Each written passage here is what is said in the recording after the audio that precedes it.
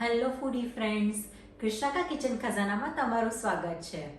શિયાળો આવી ગયો છે અને દરેકના ઘરમાં કંઈ ને કંઈ વસાણા બનવાના ચાલુ થઈ ગયા છે, રાઈટ?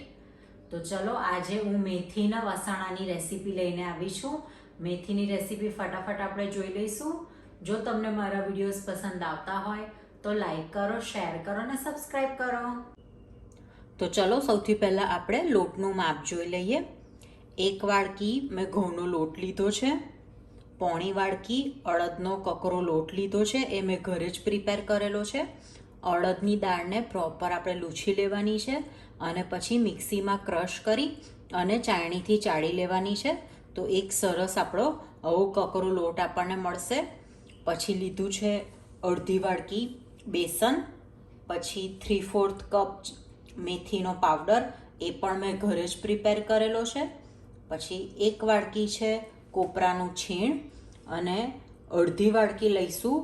આવી રીતના મેં 2 જાતનો ગુંદર લીધો છે. બાવળનો ગુંદર છે, આવી રીતના આખો ગુંદર પણ મળે છે અને ગુંદરનો પાવડર પણ મળે છે. તો ક્રન્ચીનેસ આવે મેથી પાકમાં એ માટે મેં આવી રીતના આખો ગુંદર લીધો છે અને ગુંદરનો પાવડર પણ લીધો છે. ગુંદર તમને કોઈ પણ ઘંટીમાં અથવા તો કિરાણા સ્ટોરમાં ઇઝીલી મળી જશે. અને આ વસ્તુની સાથે સાથે આપણને 2 વાડકી ઘીની જરૂર પડશે. તો ચલો હવે આપણે મેથી પાક બનાવવાનું સ્ટાર્ટ કરી દઈએ. હવે આપણે જાડા તળિયાવાળું કઢાઈ લઈ લઈશું. એની અંદર સૌથી પહેલાં ગુંદર તળવાનો છે. એના માટે 2 ચમચી જેટલું ઘી લઈ લઈશું. ઘી ગરમ થાય એટલે આપણે પહેલાં આવી રીતના આખો ગુંદર તળીશું. એક સાથે બધો ગુંદર એડ નથી કરવાનો. 2 થી 3 બેચની અંદર આપણે ગુંદર તળીને રેડી કરી દઈશું.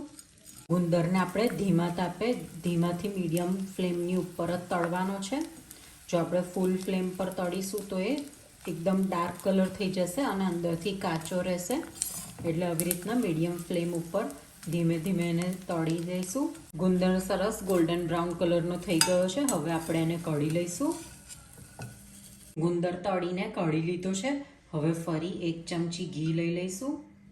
હવે એમાં બીજો 1 ચમચી ગુંદર તળી લઈશું. ગુંદર એ કમરના દુખાવા માટે, સાંધાના દુખાવા માટે ખૂબ જ ઉપયોગી છે. તો આવી રીતના આપણે વસાણાની અંદર ગુંદર એડ કરવામાં આવે છે. ગુંદર તળાઈને રેડી છે. ગુંદરને હવે આપણે મિક્સરની અંદર એની પેસ્ટ બનાવી દઈશું. ગુંદર આપણું ક્રશ થઈને રેડી છે. હવે પેનની અંદર પહેલાં કોપરાનું છીણ શેકી લઈશું. આપણે છીણને ડ્રાય રોસ્ટ જ કરવાનું છે. કોપરામાંથી જે મોઇશ્ચરનો ભાગ હોય એ જતો રહે એ રીતના આપણે એને ધીમા તાપે ગોલ્ડન બ્રાઉન થાય ત્યાં સુધીને શેકી લઈશું.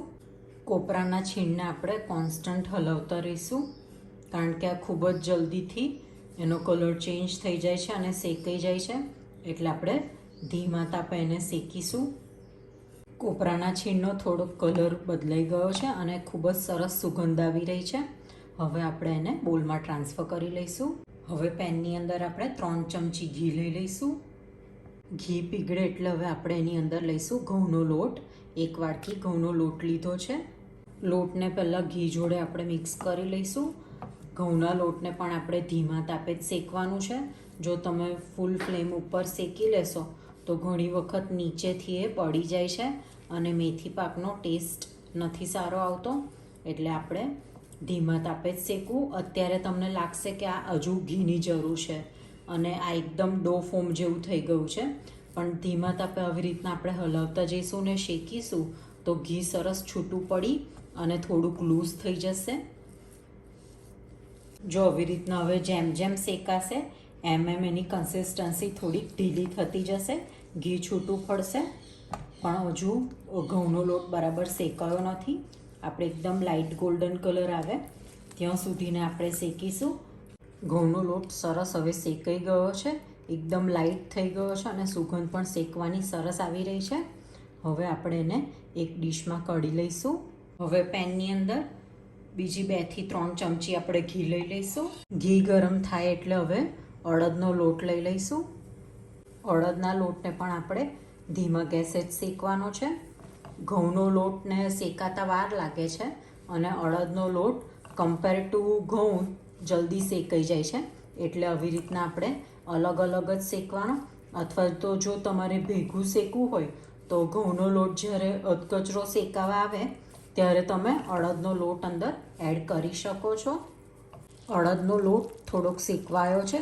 હવે આપણે ફરી બીજું 2 ટેબલ સ્પૂન જેટલું ઘી અંદર લઈ લઈશું.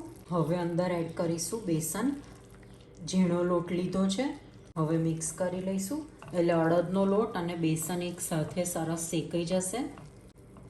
ઘણા ઘરની અંદર મેથી પાકની અંદર બેસન એડ નથી કરતા, પણ જો નાના કિડ્સને જો તમારે મેથી ખવડાવી હોય તો તમે આવી રીતના બેસન અંદર એડ કરશો તો ખૂબ જ સરસ સ્વીટ જેવી એની ફ્લેવર આવી જશે. તો બધા ખુશી ખુશી ખાશે. તો આવી રીતના જો તમે બેસન એડ કરશો તો ખૂબ જ એનો ટેસ્ટ જ અલગ થઈ જશે. બેસનનો લોટ અને અડદનો લોટ ખૂબ જ સરસ શેકાઈ ગયા છે અને એકદમ હલકા થઈ ગયા છે. લોટ ફૂલી ગયો છે એટલે લોટ આપણો શેકાઈને રેડી છે. ગેસ બંધ કરી દઈશું. અત્યારે અહીંયા થીજેલા ઘીનું માપ બતાવું છું, પણ જો તમારી પાસે ઘી પીગળેલું હોય તો તમારે ડોળું માપ કરી દેવું. હવે આપણે આની અંદર એડ કરીશું 2 ચમચી સૂંઠ, 2 ચમચી ગંઠોડા પાવડર. સૂંઠ અને ગંઠોડાનું માપ તમે પ્લસ માઇનસ કરી શકો છો. જનરલી શિયાળાની અંદર દરેકને શરદી અને ખાંસીની તકલીફ રહેતી હોય છે, તો આયુર્વેદમાં સૂંઠને એક ખૂબ જ સરસ ખાંસી અને શરદી મટાડવાની ઔષધિ ગણાવી છે. શિયાળામાં બધાને કફ થઈ જાય અને ડાયજેશનનો પણ પ્રોબ્લેમ રહેતો હોય છે, તો સૂંઠ એ કફનાશક છે અને ગંઠોડા એ આપણી પાચન પ્રક્રિયાને સુધારે છે. તો આવી રીતના વસાણાની અંદર સૂંઠ અને ગંઠોડા નાખીને બનાવીશું તો એ શિયાળામાં હેલ્ધી ખૂબ જ સરસ રહેશે. સૂંઠ અને ગંઠોડાને આપણે ગેસ બંધ કરીને પછી જ લોટની અંદર એડ કરીશું, તો જે લોટની ગરમી છે એનાથી જ સૂંઠ ગંઠોડા સરસ શેકાઈ જશે. હવે આપણે અંદર એડ કરીશું શેકેલું કોપરું, મિક્સ ડ્રાયફ્રૂટનો પાવડર, ઘઉંનો લોટ આપણે જે શેકીને સાઈડ પર કર્યો હતો એ અંદર એડ કરી લઈશું. ગુંદર જે તળીને ક્રશ કરીને રાખ્યો હતો એ લઈ લઈશું. 2 થી 3 ચમચી જેવી ખસખસ લઈ લઈશું. હવે આપણે બધું મિક્સ કરી લઈશું. ત્યારે અહીં મેં સૂંઠ અને ગંઠોડા યુઝ કર્યા છે. તમે માર્કેટની અંદર 32 પણ મળે છે અને કાટલું પણ મળે છે, એ પણ તમે અંદર એડ કરી શકો છો, પણ અત્યારે હું આ 2 જ વસ્તુ એડ કરી રહી છું. બધું સરસ મિક્સ થઈ ગયું છે. હવે આપણે એને થોડુંક ઠંડુ થવા દઈશું. હવે આપણે બીજી પેનની અંદર અડધી વાડકી જેટલું ઘી લઈ લઈશું. ઘી ઓગળે એટલે એની અંદર આપણે 2 વાડકી જેટલો ગોળ લઈ લઈશું. અત્યારે મેં ઢીલો ગોળ લીધો છે, દેશી ગોળ. હવે આપણે ગોળને ઓગાળી દઈશું. આપણે એનો પાયો નથી બનાવવાનો, ખાલી ઓગળે ઘીની અંદર એટલું જ આપણે એને ગરમ કરીશું. ધીમા તાપે આપણે એને ગરમ કરવાનું છે. જો આવી રીતના ઢીલો ગોળ લીધો હોય તો એકદમ ઇઝીલી એ ઓગળી જશે. જો તમે પેલો ચાકીનો ગોળ યુઝ કરતા હોય તો એને ઝીણો સમારી અથવા તો છીણીને લેવો, જેથી એકદમ ઇઝીલી ઓગળી જશે. ગોળ સરસ રીતે ઓગળી ગયો છે, પણ આપણે હજુ 2 થી 3 મિનિટ સુધીને એને ગરમ થવા દઈશું. હવે આપણે ગેસ બંધ કરી દઈશું. હવે આપણે ગોળને જે લોટ અને ડ્રાયફ્રૂટ જે મિક્સ કરેલું છે એની અંદર આપણે મિક્સ કરી લઈશું. હવે આપણે બેવને મિક્સ કરી લઈએ. આ ગેસ બંધ કરીને જ આ પ્રોસેસ કરવાની છે. જો આપણે ધીમો ગેસ અથવા તો ગેસ ચાલુ રાખીશું તો ગોળનો પાયો થઈ જશે, એટલે આપણે ગેસ બંધ કરી અને પછી જ બેવને મિક્સ કરવાનું છે. પ્રોપર મિક્સ થઈ ગયું છે. હવે આપણે એને 2 થી 5 મિનિટ ઠંડુ થવા દઈશું. 5 મિનિટ થઈ ગઈ છે. હવે આપણે અંદર એડ કરીશું પોણી વાડકી મેથીનો પાવડર. હવે આપણે મિક્સ કરી લઈશું. આપણે જો લોટ શેકતી વખતે મેથીનો પાવડર અંદર એડ કરીએ તો ઘણી વખત કડવાશ ખૂબ જ વધી જાય છે, તો આવી રીતના છેલ્લે આપણે એડ કરીએ તો એ બેલેન્સ રહેશે. તો આ હતી આજની એક સ્પેશિયલ ટિપ્સ કે આવી રીતના જો તમે મેથીનો પાવડર છેલ્લે નાખો તો એ ઓછી કડવી લાગે છે. જો તમે શેકતા અંદર એડ કરો તો એની કડવાશ વધી જાય છે. તો હવે આપણે એને ટ્રેમાં લઈ લઈશું. પ્રોપર આપણે દબાવીને ટ્રેની અંદર ફેલાવી લઈશું. હવે ઉપરથી બદામની કતરણ એડ કરી દઈશું.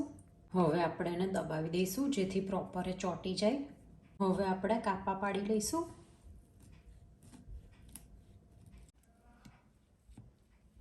કાપા પડીને મેથી પાક રેડી છે. હવે આપણે એને પ્રોપર ઠંડો થવા દઈશું, પછી એને કઢીશું. તો રેડી છે શિયાળામાં ખૂબ જ ખાવાની મજા આવે એવો મેથી પાક.